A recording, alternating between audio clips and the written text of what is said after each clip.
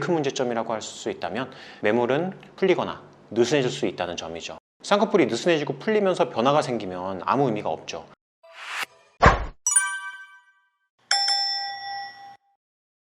우선 쌍꺼풀 수술은 절개법과 비절개법 두 가지로 크게 나눌 수가 있죠. 절개법은 쌍꺼풀 라인을 따라서 절개선을 가해서 필요에 따라서 피부, 알륜근, 지방 등의 여분 조직을 제거하고 눈을 뜨게 해주는 근육인 안검거근과 피부 사이에 유착선을 만들어서 쌍꺼풀을 만들어주는 방식입니다. 비절개법은 매몰법이라고 이야기하기도 하며 피부에 1에서 2mm가량의 아주 작은 구멍을 4개에서 6개가량 내서 그 틈으로 얇은 실을 관통시켜서 묶어주는 방식으로 안검거근과 피부 사이에 유착을 유도해줘서 쌍꺼풀을 만들어주는 방식입니다. 이렇게 유착을 유도하는 방식은 아무래도 피부와 안검거근 사이에 유착을 방해하는 조직이 존재하는 경우에는 유착이 잘 발생하지 않아서 차후에 실이 느슨해지거나 풀리고 끊어지는 과정 속에서 쌍꺼풀 라인이 풀리거나 약해지는 변화가 발생하게 됩니다.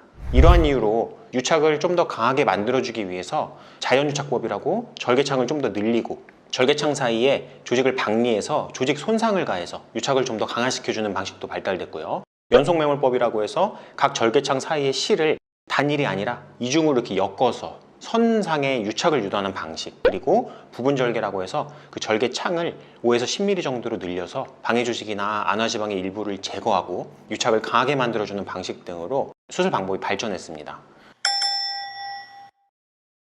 물론 풀릴 수 있죠. 그 전에 우선 매몰법, 비절개 방식의 장점을 생각해보자면 절개선이 없으니까 흉터가 최소한으로 발생하고 절개법보다 수술 시간이 덜 걸리고 조직 손상이 적어서 회복 기간이 단축되고 그만큼 비용이 저렴하다는 점을 들 수 있겠습니다. 보시면 대부분 수술 과정이나 회복 과정상의 부수적인 양점들이지 결국 결과에 대한 장점이 아닙니다. 간혹 일부 환자분들의 경우 비절개가 절개보다 자연스러운 결과를 낸다, 절개는 부자연스럽다, 이런 이야기를 듣고 오시는데 그건 절개 쌍꺼풀 수술을 제대로 잘 못하는 경우의 얘기입니다. 수술 결과에 대해서는 다양한 술기를 접목해서 모든 문제점들을 직접 교정할 수 있는 절개 방법이 월등하게 유리합니다. 그 중에 제일 큰 문제점이라고 할 수 있다면 매몰은 풀리거나 느슨해질 수 있다는 점이죠. 아무리 비절개 방법으로 적합한 분이 좋은 결과를 얻었다고 해도 쌍꺼풀이 느슨해지고 풀리면서 변화가 생기면 아무 의미가 없죠. 이렇게 풀릴 가능성 역시도 수술 결과에 대한 내용입니다. 안검거근 근처로 얇게 깔려있는 지방층도 상당수 존재하기 때문에 겉으로 보기에 성공 가능성이 높아 보여도 그 결과를 단정 지을 수가 없습니다. 하지만 반대로 풀릴 가능성이 높은 눈, 매몰로 했을 때 좋은 결과를 기대하기 어려운 눈은 말씀드릴 수 있습니다. 조직이 두껍고 퉁퉁해서 이쑤시개 같은 걸로 라인을 이렇게 살짝 잡아보죠. 그때 유지되지 않고 즉각적으로 풀려버리는 경우, 눈 뜨는 힘이 약해서 안검하수가 동반된 경우, 피부가 많이 늘어져 있어서 피부 절제가 필요한 경우, 그리고 높은 위치에 겹주름이 발생되어 있거나 재수술의 경우, 이런 경우는 이제 매몰이 적합하지 않다고 생각을 할 수 있겠죠. 이와 동시에 잘 풀릴 수 있는 눈이라고 생각할 수 있을 거고요.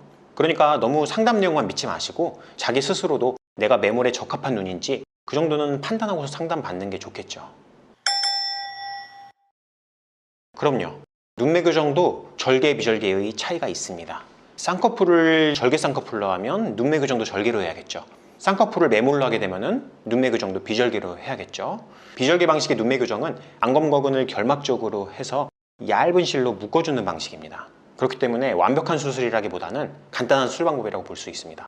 마찬가지로 매몰처럼 유착이 제대로 만들어지지 않는다면 느슨해져서 효과를 잃어버리게 되죠. 대개 매몰과 같이 비절개 눈매 교정을 병행하는데 가성 안검하수가 교정이 되면서 눈이 커지는 것이지 비절개 눈매 교정 자체의 효과라고 보기 어려운 경우도 많습니다. 따라서 눈 뜨는 힘이 약한 분들은 절대적으로 절개 쌍꺼풀과 동시에 절개 눈매 교정을 할 것을 권해드립니다.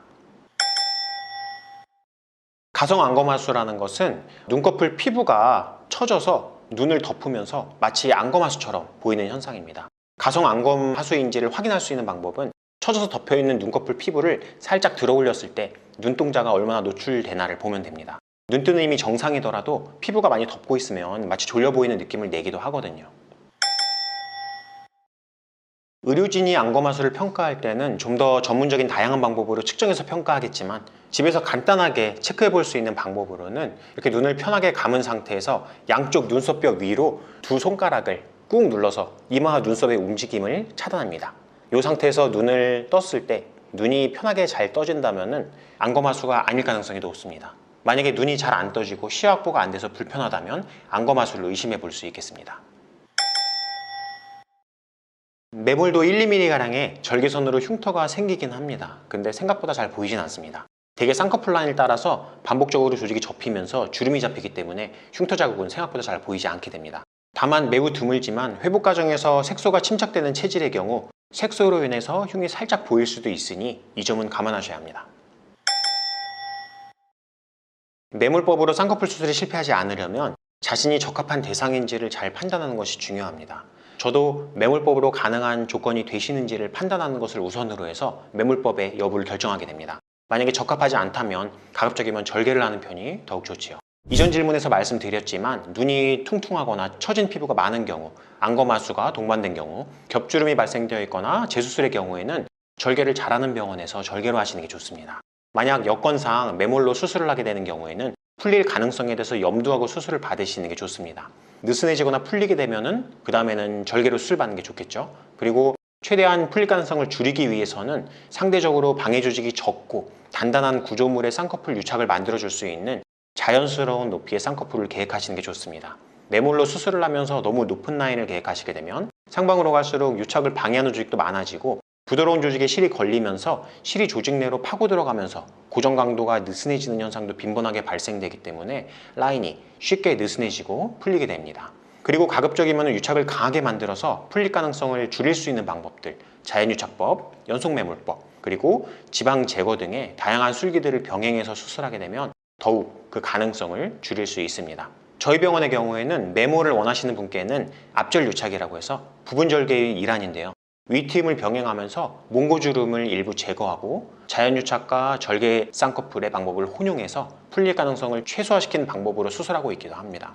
이상 DI 성형외과 정현익 원장이었습니다. 감사합니다.